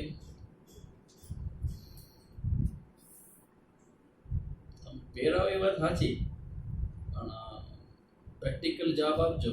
ભગવાન હાર પહેરે તમારું? વાત કરો છો। ભગવાનને મેં ભોગ ચડાવ્યો, ભગવાન અમે ભોગ ચડાવે કાજુ બદામને તમે ધરો, ભાવવાળા આટલા થાવ છો। પ્રેક્ટિકલી તો વિચારો કે એ જે 4 બદામ અને 4 કાજુ રાખ્યા હોય અને જ્યારે લ્યો છો, શરત એટલે કે ઉંદેડો ન હોવો જોઈએ ઘરમાં। ઉંદેડો હોય ને ઘણી વાર મારું પ્રસાદ લઈ જાય છે કે લાલો લઈ જાય છે પ્રસાદ। એક વાર તો એવું થયું ઘરમાં કે કંઈક ભગવાન જણાવ ને ગાયબ, ગાયબ। 17 દિવસ પછી કોક કબાટના ખૂણામાં ક્યાં ખાતરે પડ્યું હતું, એના અવશેષ પડ્યા હતા, અને ફરી ખબર પડી આવડો મોટો ઉંદર ઘરમાં આટા મારતો તો બધું ખાઈ જતો। ભગવાનને કંઈક ધરાવો, ભગવાનને ફૂલ ધરાવો, ભગવાનને કંઈક પાણી ને બધું ભોજન ધરાવો, તમને એમ લાગે ભગવાન ખાય એમ? થોડાક તો તમે બુદ્ધિને અંદર ઉતરે એવી કંઈક તો તમે વાત કરો। આ તમે આ કરો છો ને નાની કરો, કારણ કે તમે આડા ના હો કોઈને એટલો સમય, એ ફાયદો 100% છે। ડુ એગ્રી કે તમારા તરફથી આવતો અવાજ છે બીજા કોઈને ના આવે, પણ તમે એમ કહો કે આ અમે ભગવાનને ચડાવી, હા ભગવાનને હાર ચડાવી ને આ ફૂલ ચડાવી ને ભગવાનને દીવો કરી અને ભગવાન લે તમારો હાર એમ, ભગવાન તમારો આ ખાય એમ, વાતું શું કરો? શું પ્રમાણ છે? ભાવથી ના હાલે, એ એક્સેપ્ટેબલ નથી। પ્રમાણ આપો, પ્રમાણ। શ્રદ્ધા ના હાલે, શ્રદ્ધા તો શ્રદ્ધાથી તમે દેખાય છે, બાકી કઈ નથી ત્યાં। શ્રદ્ધાથી જ તો થાય છે બધું। તમે ભગવાનના ભક્ત હશો એની ના નહીં, ભગવાનના ભક્ત પણ ભોળા છો, આમે ભોળા છો તમે, રહ્યો ભગવાનના ભક્ત રહ્યો, પણ તમે એમ કહો કે હું આ પ્રસાદ ધરાવું અને પ્રસાદી ભગવાન ખાય, તો કોક વાર આપણને કોક વ્યક્તિ ખૂણામાં મૂકી દેશે આવું બધું કહીને। એનો જવાબ હું તમને શીખવાડીશ આજે, કે એનો જવાબ ભગવાને આપ્યો છે। તમારો જવાબ હું ન માનું, ભગવાનનો જવાબ તમારે માનવો પડે કે એ આ અધ્યાયની અંદર ભગવાને એનો જવાબ આપ્યો છે। તમે મને હાર ચડાવો છો, તમે મને પ્રસાદ ચડાવો છો, યસ એ હાર હું પહેરું છું અને તમારો પ્રસાદ હું આપું છું। ગીતાજીમાં 9મા અધ્યાયમાં ભગવાને આ વાત સ્વીકારી છે, એ વાત સ્વીકારી છે, જેની ચર્ચા આપણે એ શ્લોક આવશે ત્યારે કરશું. એટલા માટે કહું છું કે જ્યારે આપણી અંદર માયાનું પડો હોય ને, સાંભળજો, એટલે જે લોકો હાર પહેરાવે છે ને એને સમજી વિચારીને પહેરાવો. પહેરાવતી વખતે રૂવાણા ઊભા થઈ જાય ને તો તમારો હાર પહોંચ્યો કહેવાશે. તમને અંદરથી થવું જોઈએ કે આ હું મૂર્તિને નહીં, સાક્ષાત ભગવાનને હાર પહેરાવું છું. કોઈ સ્વામીજીને એક્ઝામ્પલ કહેતા હતા કે એના ગુરુજી તો એવા બધા પહોંચેલા હતા, તો બધા બ્રહ્મચારી કેવા હોય, ભગવાનની સેવા કરનાર બ્રહ્મચારી કેવા હોય, ઓટો ગોટો ને પરમેશ્વર મોટો. એટલે ભગવાનને ભોગ ચડાવવાનો હશે તો ગરમા ગરમ કંઈક દૂધ અને ખીર ને બધું હશે ને પૂરીનું રાખે. गुरुजी आया, ये क्या करता है? क्यों गुरुजी, भगवान को भोग चढ़ाए, ऐसा गरम गरम भगवान खाएगा? अब गरम गरम चढ़ावे तो अब गरम गरम खा सके? लेकिन ना ठारी ने तो तू ठारी ने खा, અને ભગવાનને ગરમ ગરમ ખવડાવે એટલે મોઢામાં છેલ્લામાં પડી જાય, ઠારીને કહેવાય. ધ્યાન રાખજો, આ સેન્સ એવી હાઈટમાં પહોંચેલા વ્યક્તિ કહે છે જેણે ભગવાનને જોયા છે.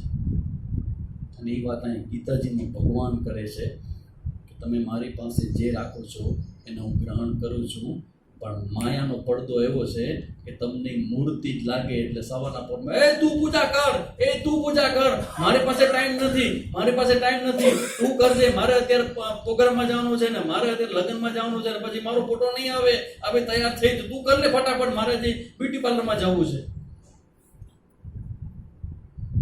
પૂજા કરતા હો ને સમય ભૂલી જાઓ તો તમારી પૂજા એ ભગવાન સ્વીકારે. આદત મહેતા તમારી જે કરવાની જે માનસી છે કે શ્રીરામ જયરામ જય જય રામ બોલો, તો કે ભાઈ સ્વામી જેવા આ પ્રોબ્લેમ આવ્યો શું કરું, તો કે 3 દિવસ તમે બોલો તો પ્રોબ્લેમ સોલ્વ થઈ જશે. 3 દિવસ શું કરવાનું, પ્રોબ્લેમ સોલ્વ થઈ ગયો, બસ શું કરવાનું ભાઈ, બસ પૂરું, ધેટ્સ ઓલ. એ અલગ સેન્સ છે. રોજ અડધી કલાક આ મજા આવે છે, બોલો, કાંઈ જોતું નથી, કાંઈ માંગતા નથી, પહેલા પ્રાર્થના નથી, છેલ્લી પ્રાર્થના નથી, બસ 7:30 થાય એટલે બેસી જાય શ્રીરામ જય રામ જય જય રામ, શ્રીરામ જય રામ જય જય રામ, શ્રીરામ જય રામ. માગવાનું કાંઈ, ધેટ્સ ઓલ. તમે સ્નાન કરતા હો તો શું માગો? તમે સ્નાન કરતી હો કે આજ મારા દીકરાનું નામ થઈ જાય સ્નાન કરું એમ કહો છો. તમે જમતા ત્યારે શું પ્રાર્થના કરો છો? હું આ જમી લઉં ને એટલે હાસ ઓલાનું થઈ જાય, કાંઈ નહીં. ભૂખ લાગે એટલે જમો છો, સ્નાન કરો છો એટલે કરો છો. તો જ્યારે તમે ભગવાનનું નામ લેતા હો, બસ આ ભગવાનનું નામ છે અને જે લેવાય છે એ જ મારું જીવન છે, એ અડધી કલાક મારું જીવન છે. કે છાપા વાંચવાને, કોકની અધ્યારી કરવી ને કોકના વિશે કંઈક સત્સંગ કરવો, આડીવડી વાતો કરવી ને એ લાઈફ નથી. તો આ એક પ્રકારની માનસિકતા છે. એ માનસિકતા એ માત્ર ભગતપણું નથી, એ બહુ ડેપ્થવાળી ભક્તિ છે જેને ભગવાન એપ્રુવડ કરે છે કે આવા ભક્તો છે ને એ મારા સ્પેશિયલ ભક્તો છે. બાકીના લોકોને તો ભગવાન કહે છે અવજાનંતી, મારા સ્વરૂપને જાણી શકતા નથી. એટલું યાદ રાખજો કે જ્યારે એ પડદો હટે ને તો એ દેખાશે, અને તમે જ્યાં આગળ જોવો છો ને ત્યાં જ દેખાશે. મને કે કોઈ સુનને નહીં આएगा तो हम 2 बाबा तो है सुनने वाले साधु है, तीसरा ही लाला वो सुने. डोंगरे महाराज कथा कोने संभળાવે? આ સેન્સ છે, ધીસ ઇઝ સેન્સ. અને આ સેન્સ યો યથા મામ પ્રપદ્યન્તે તંસ્તથૈવ ભજામ્યહમ. જે ભાવથી તમે મને ભજશો, જે શ્રદ્ધા તમે મારા પ્રત્યે વ્યક્ત કરશો, એવો જ ઓલ ધ બેસ્ટ. એવું જ થાવ જેવું તમારા મનની અંદર છે. That's all. આ ભગવાનની વાત છે. એટલે અહીં કહે છે 11મા શ્લોકમાં, મારું સ્વરૂપ છે, હું અવતાર લઈને આવ્યો છું, એને પણ ભગવાન તરીકે સ્વીકારનારા લોકો નથી. શું કામ નથી? અવજાનંતી મૂઢાહા. શું કામ? આ મારી માયાને કારણે. એવું કહી અને પછી કે આવી જે માયા છે ને એના પ્રભાવમાં આવનાર લોકો કેટલા હોય? તો કે સાંભળો, મોઘાશા. એવા લોકો કોણ છે કે જેને આ માયાનો નશો ચડ્યો છે? એનું લક્ષણ બતાવ્યું છે. શું છે? મોઘાશા, વ્યર્થ આશાવાળા. પેલા કેવા હસીન સપને કોણ મુંગેરી. મુંગેરી લાલ કે હસીન સપને આમ જશું ને પછી માં ફોટા પડાવશું ને પછી સિંગાપુર ટિકિટ કઢાવશું ને પછી માં જશું ને મોગાસા એટલે વ્યર્થ આશા. એવા એવા લોકો છે કે જેના પર માયાનો સરસ મજાનો પ્રભાવ છે. એ વ્યર્થ આશામાં જીવનારા છે.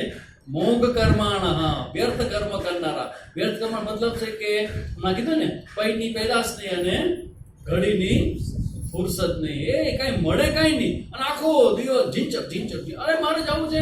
ઘણા માણસો હોય એટલા બિઝી હોય એટલે આપણે કે તમને મળે શું? કાંઈ નહીં કે સમાજ સેવા. માણસો સમાજ સેવા માટે દોડતા એવા દોડે સમાજ સેવા. આ કોઈને ખબર છે સમાજ સેવા માણસો કોણ કરે? કોણ કરે? ના સમાજ સેવા કોણ કરે? જેને અંદરથી બહુ પેઇન હોય ને એ પેઇનને ઢાંકવા માણસો સમાજની સેવા કરે. અંદરનું પેઇન, અંદરનો પ્રોબ્લેમ, અંદરનું સ્ટ્રગલ, જેને પોતાની નજરમાં પ્રોબ્લેમ, સમાજ સેવા બહુ સારી છે, કરવી જ જોઈએ. પણ એ નિષ્કામતાથી થાય ને તો એ અભિનંદનને પાત્ર છે. પણ એની સાયકોલોજી જોવા જેવી છે. અમુક સમાજ સેવકો તો જોવા મળે કે જેને પોતાનો સેલ્ફ એસ્ટીમ લો હોય ને એ બહુ સમાજ સેવા માટે ઇન્સ્પાયર થાય. સેલ્ફ એસ્ટીમ લો આખી સાયકોલોજીની પ્રોસેસ પ્રક્રિયા છે. કોઈ તમારા ટાઈમ અને સમજવામાં ઇન્ટરેસ્ટ હોય તો આવજો, તમને કહીશ કે સમાજ સેવા માટે દોડતો માણસ સમાજ માટે જાઉં છું, નાના માટે જાઉં છું, ઘરમાં ટાઈમ નહીં દે. પતિ પત્નીને બાળકોનો કોઈ વિચાર નહીં કરે. કેમ? ઇન્ટરનલ પ્રોબ્લેમ, અંદરથી એટલો બધો સ્ટ્રગલ છે અને એને સમાધાન મેળવવા માટે બહાર જઈ સારું કામ કરી અને પોતે જો હું બરાબર છું, આઈ એમ ઓકે. તો એને શું કહેવાય? મોગ કર્માણ. કર્મ આટલા બધા કરે મળે કાંઈ નહીં. પછી મોગ જ્ઞાન, વ્યર્થ જ્ઞાન વાલે, ખોટી દિશામાં આરી દિશામાં ચડી ગયેલા. વિચેતસઃ, વિકસિત ચિત્તવાળા અજ્ઞાની જન, રાક્ષસીમ આસુરીમ ઓહો મોહિની પ્રકૃતિ કો હી ધારણ કિए હે. અહંકાર, અભિમાન અને મનના વિકારો ને સંપૂર્ણ સંસારી જીવ. ભગવાન કે આવા જે છે એ બધા અસુરી તત્વવાળા જીવો છે એ મારી માયાને કારણે છે. પરંતુ હે કુંતી પુત્ર, 13મો શ્લોક આપણે જે વાત કરતા હતા, 11મા શ્લોકમાં આપણે જોયું હતું કે સંસારનું કારણ જે મેં વાત કરી ને, 11મો શ્લોક છે ને સંસારનું કારણ અવિદ્યા, અજ્ઞાન એ સંસારનું કારણ. અને અવિદ્યા કે અજ્ઞાન એ ભગવાનની માયા શક્તિ માટેનું બેસ્ટ સ્થાન છે. કારણ કે વિદ્યા અને જ્ઞાન આવે ને ત્યાં માયા વહી જાય. તો માયા રે ક્યાં? અવિદ્યાને અજ્ઞાનીમાં. એટલે 11મા શ્લોકમાં આપણે જોયું કે પરમ ભાવમ અજાનંત મમ ભૂત મહેશ્વરમ તનુમાશ્રિતા માનુષિમ. આ માનુષિમ એટલે મનુષ્યના શરીર ધારણ કરવા વાળી આ ભૂત મહેશ્વરમ, બધા ભૂતોના અવજાનંતી, મારે માયાથી જાણતો નથી. અવિદ્યા કે અજ્ઞાન, અને અજ્ઞાનને કારણે માયાનું સ્થાન બને અને પછી માયા છે એને ધંધે લગાડે. તે રીતે આ 13મા શ્લોકની ચર્ચા કરી આપણે. 11મા શ્લોકની 12 થી 15 ભગવાન ભક્તિનું સ્વરૂપ. હવે જે આ 13મો જે શ્લોક છે ને, પેલા હવે 12મો શ્લોક છે એ આસુરી સંપત્તિ વાળાને વર્ણન કર્યું. અને હવે ભગવાન 13મા શ્લોકમાં દેવી પ્રકૃતિની વાત કરે છે. હે કુંતી પુત્ર, દેવી પ્રકૃતિ કે આશ્રિત મહાત્મા જન. દેવી સંપત્તિ એટલે શું? કેરિંગ એટીટ્યુડ, લેટ ગો કરવાની ભાવના, બીજાને આગળ કરવાની ભાવના, બીજાનું સારું થાય, બીજા માટે ત્યાગ કરે, એવો જે સરસ દેવી પ્રકૃતિવાળા છે એવા મહાત્મા જન મુજકો ભૂતાદિ અવ્યયમ જ્ઞાત્વા, બધા ભૂતોનું સનાતન કારણ નાશ રહિત અક્ષય સ્વરૂપ જાણી અનન્ય મનસઃ ભજંતી, અને મારું ભજન કરે છે અનન્ય મનથી. આપણું મન કેવું છે? અન્ય છે કે અનન્ય છે? આપણે તો ભાઈ આપણી સામે જેવો દેવ એવી પૂજા. સામે સ્વામીજી હોય એટલે સત્સંગ હોય તો ભક્તિ, જ્ઞાન, વૈરાગ્ય ધમાધમ, અને પછી સીધા મેરેજમાં. ત્યાં શું હોય? ને પછી ભક્તિ ને ભગવાન ને વૈરાગ્ય ને એ બધું ખોવાઈ જાય. ભગવાન કહે છે અનન્ય ચેતસા, એનું મન એ વ્યવહારમાં ગમે ત્યાં જાય, ગમે તે જગ્યાએ કોઈ પણ જગ્યાએ તમે જાઓ વાંધો નથી, જઈ શકાય, પણ મનની અંદરથી ખબર પડે કે આ ભગવાનની કૃપા નથી. અનુકૂળતા એ ભગવાનની કૃપા નથી. જોઈ લેજો. અને એવી જગ્યાએ તમે જાઓ તો અહીંયા આપણે કેવી ચર્ચા કરીએ છીએ, અને જ્યારે તમે રજસ અને તમસ્વાળા તમે વાતાવરણમાં તમે જાઓ અને લોકોને મળજો, કેવી માનસિકતાવાળા લોકો છે. તમને પોતાને આ કમ્પેર તમે કરી શકશો, કારણ કે તમે એક શ્રેષ્ઠ વ્યક્તિના શ્રેષ્ઠ વાતાવરણનો સંગ કર્યો છે, તો તમને ખબર પડશે કે અહીંયા આપણું મન કેવા પ્રકારનું કામ કરે, અને આવું બધું ભોજન કરવું એ વાતાવરણમાં જાય તેમાં કેવા પ્રકારના માણસો અને કેવા પ્રકારની વાતો કરતા હોય, માઇન્ડની તમારી ક્વોલિટી આખી ડિસ્ટર્બ થતી તમે જોઈ શકશો. એટલા અહીંયા કહે છે કે દૈવી પ્રકૃતિવાળા જે મહાત્મા છે, અનન્ય મનસ ભજંતી, એ મારું અનન્ય મનથી મારું ભજન કરે છે. હવેનો જે ટોપિક છે આખું ભક્તિનો ટોપિક છે, અને ભક્તિના ટોપિકની ચર્ચા બહુ ખૂબ સરસ મજાની છે, જેની ચર્ચા આપણે નેક્સ્ટ સેશનમાં કરશું.